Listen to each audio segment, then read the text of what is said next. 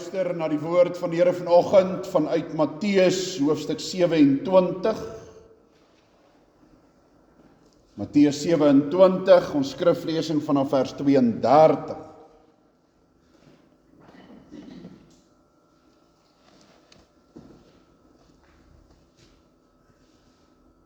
Maar voordat ons gaan saam luister na die woord van die Here, verenig ons eers in gebed.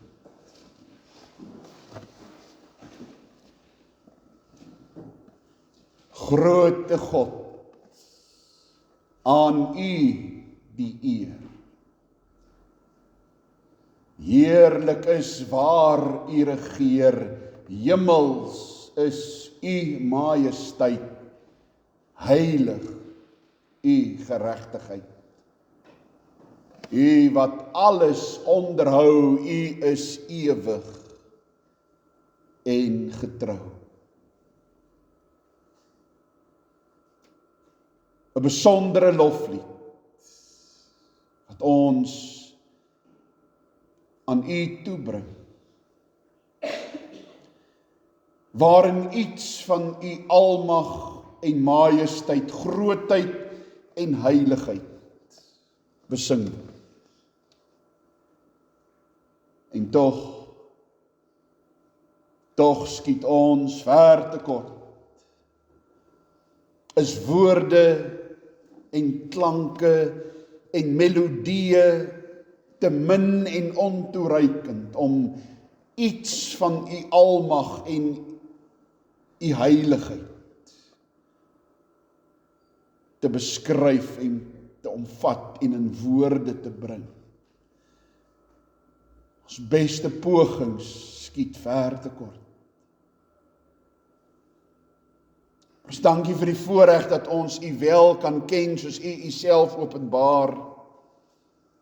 Dat ons ook nou in die lied kon sing, U onbegryplik, onsienlik, altyd dieselfde, oneindig groot, almagtig, wys, regverdig. Ja, U is die bron van alle goed.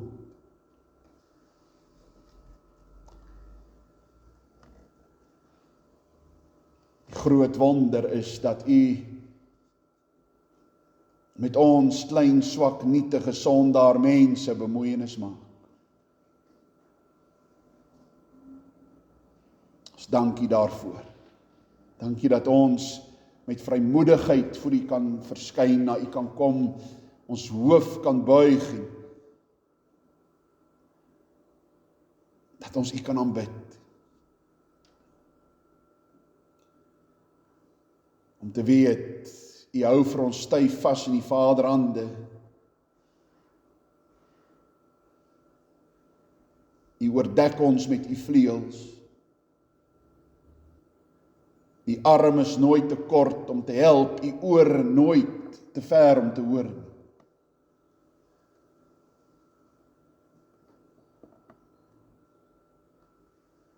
Ons bid dat U in hierdie oomblikke dit in die besonder in ons hart en gemoed sal stilmaak, dat ons U woord sal hoor wat U sê, dat ons sal doen wat U sê, sal streef om tot eer van U naam te lewe in gehoorsaamheid aan U woord. Open ons harte, verlig ons verstand asseblief. Dat ons kan hoor, kan luister, kan verstaan en dat die toepassing hiervan duidelik vir ons elkeen in ons eie persoonlike lewe en omstandighede sal wees. Dat elkeen van ons die ervaring sal hê. Die Here het vandag met my gepraat. Ons bid dit in die naam van ons Heiland en Middelaar, ons Here Jesus Christus alleen. Amen.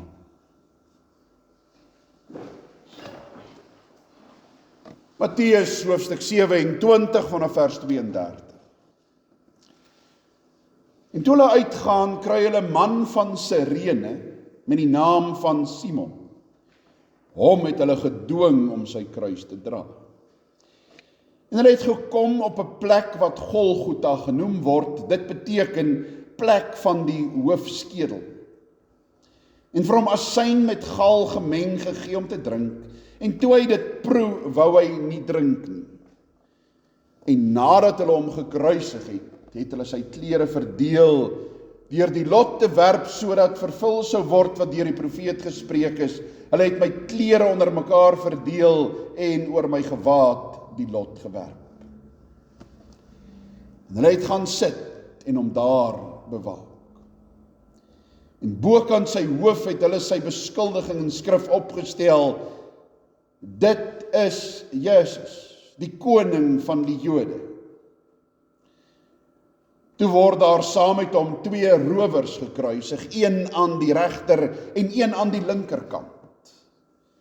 En die verbygangers het hom gesmaad, terwyl hulle hul hoofde skud en sê: U wat die tempel afbreek en in 3 dae opbou, red u self. As u die seun van God is, kom af van die kruis. En so het ook die owerpriester saam met die skrifgeleerdes en ouderlinge gespot en gesê: ander het hy verlos, homself kan hy nie verlos nie. As hy die koning van Israel is, laat hom nou van die kruis afkom en ons sal in hom glo. Hy het op God vertrou, laat hy hom nou verlos as hy behaag in hom het, want hy het gesê, ek is die seun van God. En op dieselfde manier die rowers wat saam met hom gekruisig was, hom ook beledig. En van die 6de uur af het daar duisternis gekom oor die hele aarde tot die 9de uur toe. En omtrent die 9de uur het Jesus met 'n groot stem geroep en gesê: Eli, Eli, lama sabachthani. Dit is: my God, waarom het u my verlaat? En sommige van die wat daar staan, hoor dit en sê: hy roep Elia.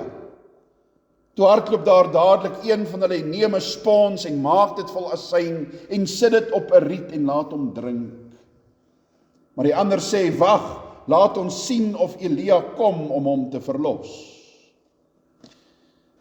Daarop het Jesus weer met 'n groot stem geroep en die Gees gegee.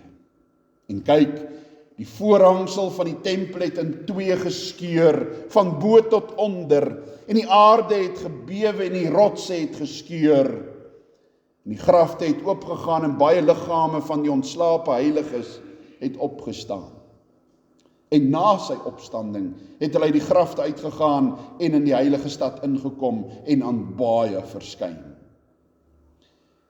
En toe die hoofman oor 100 en die wat saam met hom Jesus bewaak het die aardbewing sien en die dinge wat daar gebeur, het hulle baie bevrees geword en gesê: waarlik, hy was die seun van God.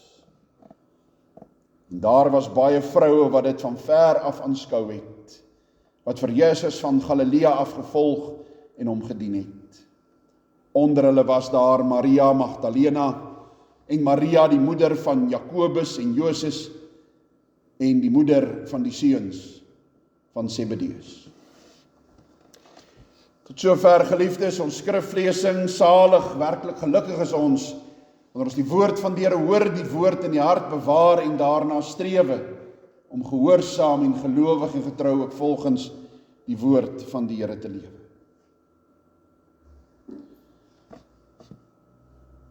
Eli, Eli, lama sabachthani. My God,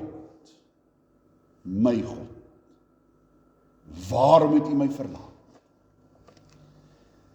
Dit, broeder en suster, is 'n skrikwekkende, verskriklike sin wat deur die ganse geskiedenis weerklink. Wat tot baie diep in 'n mens se wese ruk.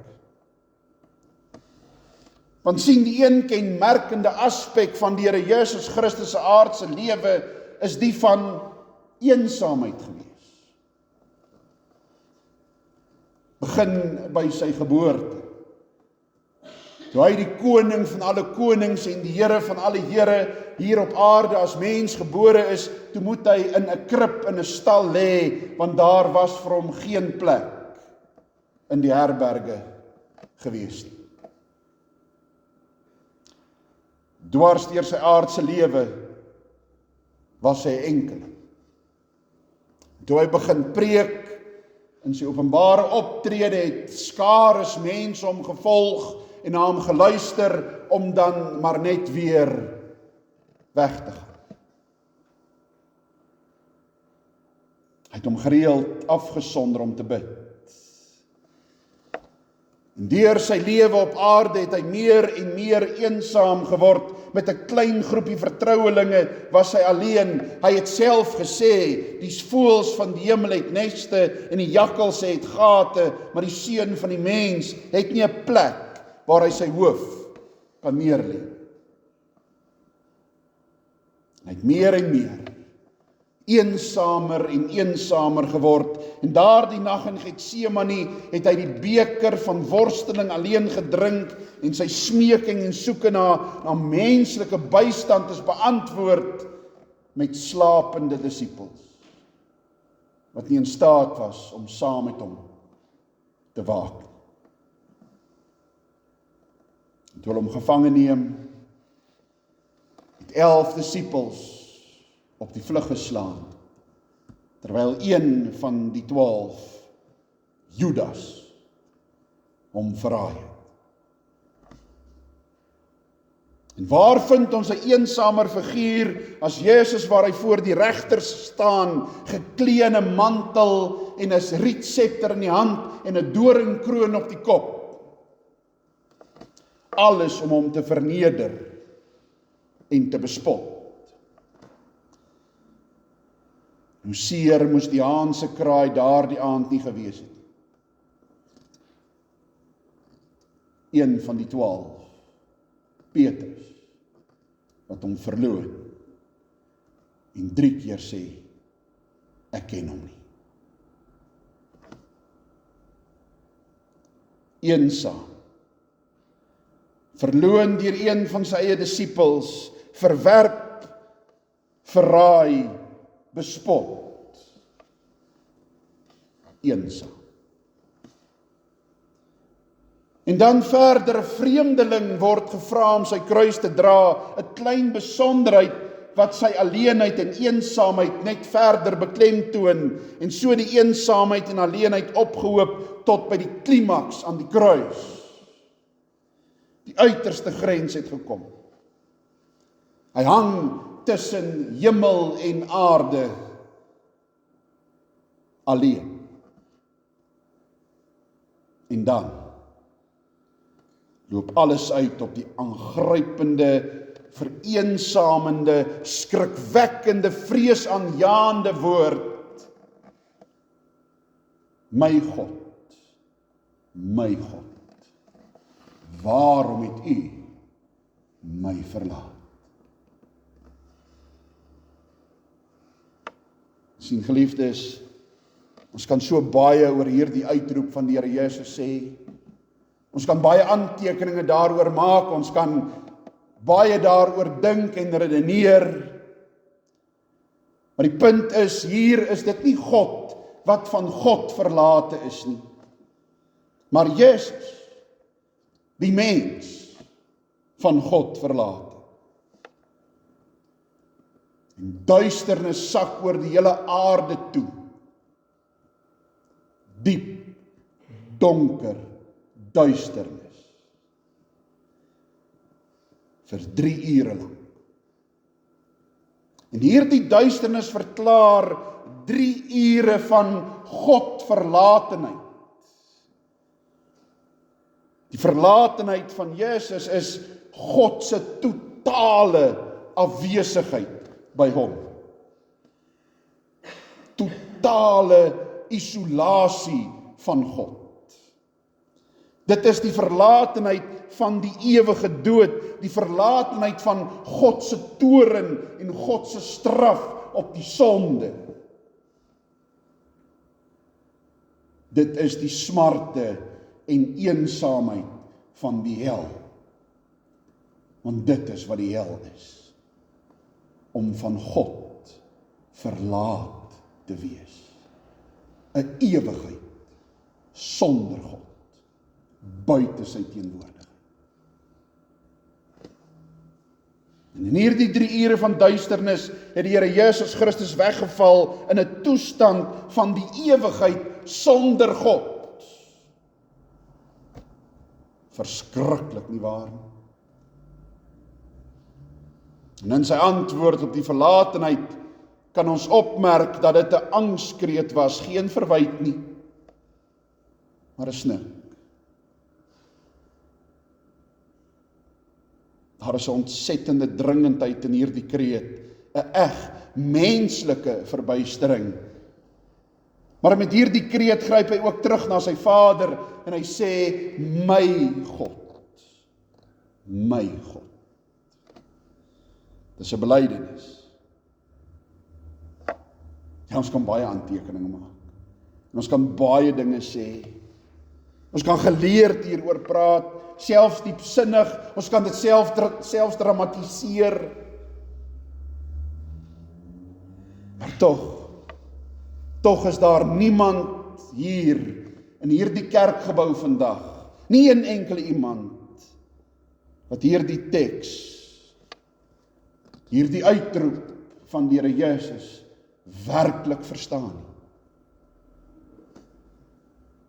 Geen skrifverklaarder, geen geleerde, geen teoloog het al ooit daarin geslaag om hierdie teks presies uit te lê en te begryp en te verstaan. En ons moet bid dat niemand van ons dit ooit verstaan. Want daar is maar net een plek waar 'n mens dit kan verstaan, en dit is die hel. Ons moet liewer stil en klein en dankbaar daarna luister. En nou kan ons maklik vra, maar waarom? En dan antwoord God self weer die vraag met 'n naam, en hy antwoord en sê, Adam. Dis die rede.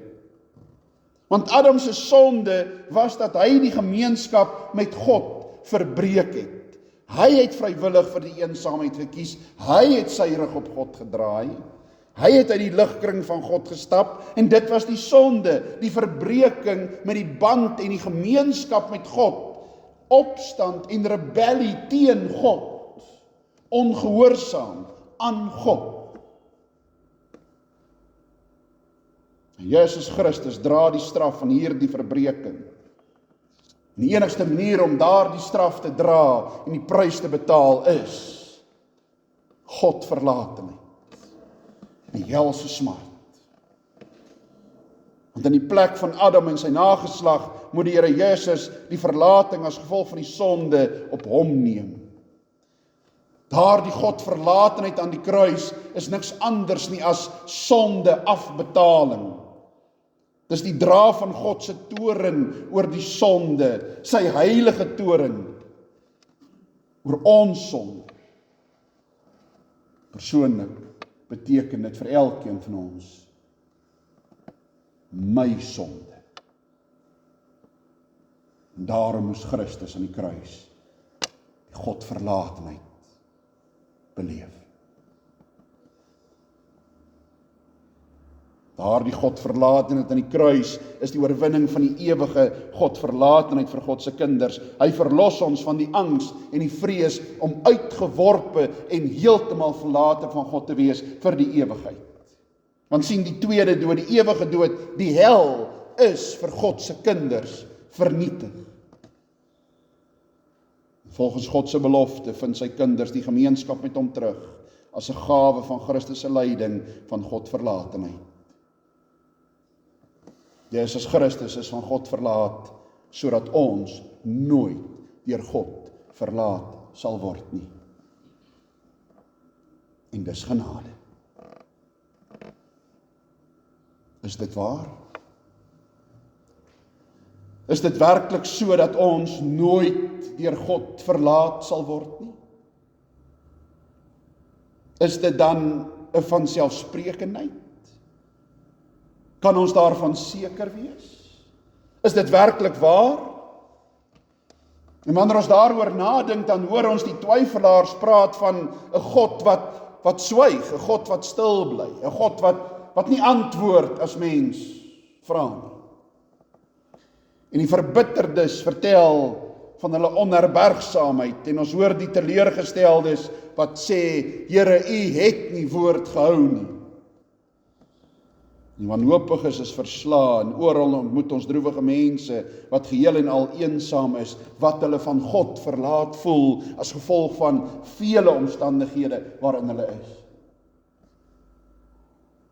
En dit is so. Eensaamheid is 'n werklikheid in baie mense se lewens. Ons ken self baie mense, en ons weet van baie wat werklik eensaam is. En daar is so baie mense, ook gelowiges, wat voel dat God hulle verlaat het. Wat voel dat God eenvoudig net nie meer hoor nie, dat hy sy rug op hulle gekeer het en dat hy net eenvoudig nie meer omgee nie help nie uitkoms gee nie. Dalk het baie van ons al so gevoel in 'n tyd van swaar kry en moedeloosheid en wanneer omstandighede werklik swaar en moeilik is. En in die krisis voel dit, waar is God? Is hy nie daar nie? Hoekom antwoord hy nie? Hoekom help hy nie? Hoekom gee hy nie uitkoms nie? Die lewe is vol sulke worstelinge. Daar kan baie oorsake wees hiervoor. Daar kan natuurlik die emosionele, psigologiese siektetoestande wees en depressie en ons noem maar al die dinge op. Dis mense wat behandel moet word en onderrig moet word. Dit kan die oorsaak wees van 'n emosionele skoktoestand, van skok en trauma in 'n mens se lewe, isoleer en vereensaam in baie gevalle. Maar die gevoel van God verlatenheid, die klem is op die gevoel daarvan, nie die werklikheid daarvan nie. Die gevoel van God verlatenheid vind in normale gevalle sy oorsaak in niks anders nie as ons eie sonde. Sonde in ons lewe. Daardie sonde waarmee ons nie wil breek nie. Daardie sonde waarin ons willens en wetens volhard. Daardie sonde wat ons koester, veroorsaak dat ons onttrek uit die gemeenskap met God. Ons godsdienstbeoefening laat soms veel te wense oor. Ons is traag, ons is talm, ons gebede is vlak en ons bepeinsing van die woord is skraal. Ons volhard in een of ander sonde. En wanneer dit gebeur, dan gebeur een of meer van die volgende. Ons vervreem van die Here.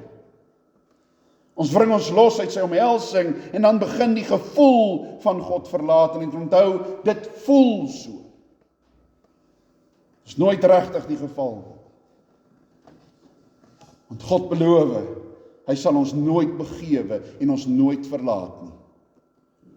Hy sê, niks of niemand sal jou uit my hand ruk of van my liefde skei nie.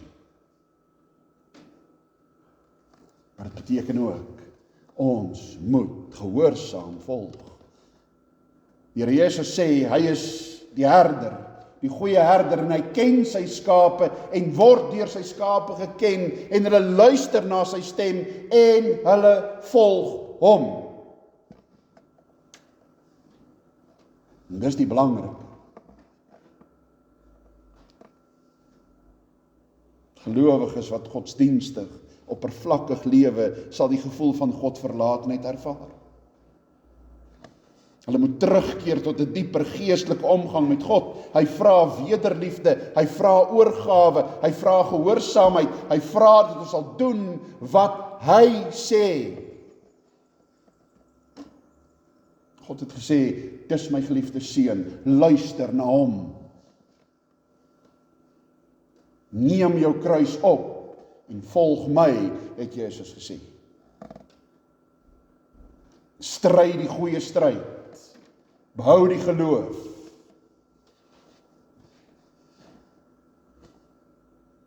In al die gevalle is die verlatenheid maar net 'n gevoel. Dit is nie werklik verlatenheid nie. God verlaat ons nooit nie. Sy terugtrekking is deel van ons opvoeding. Dis deel van die proses om ons nader te bring aan hom, nader te trek. Om die gemeenskap met hom te herstel. En die toepassing kom dus hierop neer in die vraag, het ons werklik gemeenskap met Christus wat hy deur sy verlatenheid aan die kruis vir ons verwerf het? Leef ek dus in 'n lewende verhouding met hom? Glo ek dat hy is wie hy sê hy is en doen ek wat hy sê? Lewe ek met oorgawe? As ons van God verlate voel, en dis nou nie as gevolg van die een of ander psigologiese siekte of depressie of emosionele skoktoestand nie, dan is dit een rede en dit is as gevolg van sonde. En dan moet ons hom deur die woord en sakrament en gebed weer gaan opsoek. En die belofte bly staan, hy van God verlate, sodat ons nooit deur God verlaat sal word. En daarom, geliefdes, eindig hier die boodskap waar dit begin het. Om te wys op die eensame Here Jesus Christus. Om ons te verseker dat die geloof in Jesus Christus die eensaamheid in die lewe van 'n mens verban. Dat sy verlating ons aanneming verwerf het, dat die ware geloof altyd kan steun op sy teenwoordigheid. Hy is alomteenwoordig. En kan ons as kanthandtekening sommer dalk net hier byvoeg. Daarom kan ons nooit sê, al is die omstandighede hoe erg, en die probleme hoe groot, en die swaar kry hoe diep. Ons kan nooit sê, dit was hel op aarde nie. Ons hoor dit baie. Nee, dit sou beteken dat ons of iemand anders in daardie omstandighede, hoe swaar, hoe erg, hoe seer dit ook al was, maar as ons sê dit was hel op aarde, beteken dit, God het my of daardie persoon in daardie oomblikke verlaat en sy rug gedraai. En dis eenvoudig nie waar nie. Dis eenvoudig net nie waar nie. Ja, daar kom 'n tyd, en daar is die plek, waar God verlatenheid 'n realiteit gaan wees. En dis die hel. Mag ons nooit daar kom nie. Deur die geloof vind ons in hom die metgesel, deur die eensame jare van ons lewe in lyding en droefheid, het ons die medelydende hoë priester en in die versoeking die voorbidder, want dit is die Here Jesus op hierdie oomblik, hy is aan die regterhand van God, hy tree vir ons in, hy doen vir ons voorspraak. En wonderlik, in die doodskrisis, en wanneer die doodskaduwee oor ons toesak, kan ek weet, ek is nie alleen nie. God verlaat my nie, maar hy dra my. Hy vat my by die hand, en hy stap die pad, saam met my, die ewigheid in. As die verskrikking van die laaste dae kom, dan is hy met ons, en as ons klein in die oordeel voor die groot wit troon van God staan, klein in die wit warm teenwoordigheid van die heilige, almagtige God, dan is sy hand in ons hand. Die liefdevolle teenwoordigheid is verwerf vir die gelowige, en vasgelê in daardie kreet, daardie angswekkende, vreesaanjaende kreet, Eli, Eli, lama sabachthani, my God, waarom het U my verlaat? En ons antwoord daarop is my God, U verlaat my nooit nie. Amen. Kom ons bid saam.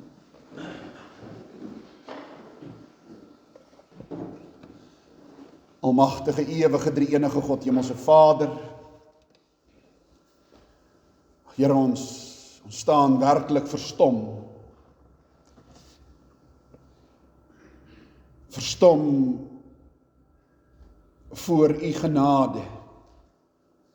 en u liefde vir ons, klein, swak, nietige, sondaar mense, wat niks anders verdien as die ewige Godverlatenheid. Elkeen van ons verdien dat u rug op ons draai. Dat u die band met ons breek en wegstap. Dat ons 'n ewigheid moet tegemoet gaan sonder u, buite u teenwoordigheid. Ons dankie dat u met ons bemoeienis maak en dat u ons vashou, dat u ons eerste lief gehad het. Dat ons Here Jesus Christus se Godverlatenheid aan die kruis gee dat ons nooit deur u verlaat sal word nie. Dat die straf vir ons sonde en die oordeel daarop, die toorn van u op die sonde gedra is in ons plek, sodat ons die lewe in oorvloed kan hê. Nie meer ewige dood nie, maar ewige lewe. Ons loof, prys en dank u daarvoor. Ons bid dat u werklik alle eensaamheid sal bly verdryf met u teenwoordigheid. Dat die genade vir ons in alles altyd net genoeg sal wees. Ons bid dat u met elkeen van ons sal wees, u ken ons harte, u weet wat alles in ons harte leef, u ken ons worstelinge en ons vrae en ons moedeloosheid in 'n wêreld wat gebuk gaan onder baie slegte dinge, met baie teëspoed en 'n wêreld gevul met duisternis en boosheid en gebrokenheid. Ons bid dat u vir ons in hierdie wêreld steeds sal bystaan en help, dat u vir ons die krag sal gee om staande te bly, dat ons ligdraer sal wees wat u lig in hierdie donker wêreld indra, u lig laat skyn. Dat ons werklik lig in duisternis sal wees. Maar dat u ook in ons behoeftes sal voorsien, dit wat ons nodig het soos u wil, dat u sal genees, sal vertroos, sal versterk en sal bemoedig en sal opbou tot eer van u naam. Ons bid vir elkeen, vir ons geliefdes, ons gesinne, ons verhoudinge, ons families. Ons bid vir gemeentes en kerke die wêreld oor. Ons bid vir hierdie wêreld en alles wat in die wêreld aan die gang is. Ons bid dat u sal voorsien en sal sorg, dat u wil sal geskied en u koninkryk gebou sal word. Dat alles tot eer van u naam sal wees.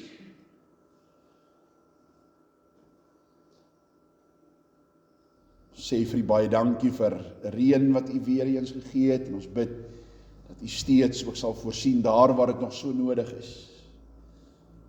Dat u in besonder ook met ons boere sal wees en die krisisse wat hulle in die gesig staar, met droogte en back and claw en al hierdie dinge, met groot skades as gevolg van baie reën en haal en storms. U ken elkeen se omstandighede en ons bid, Here, dat u daar sal voorsien en die uitkoms sal gee, soos dit u wil is. Alles, altyd, oral, tot lof, eer en verheerliking van u naam. Ons bid al hierdie dinge in die naam van ons Heiland en Middelaar, ons Here Jesus Christus alleen. Amen.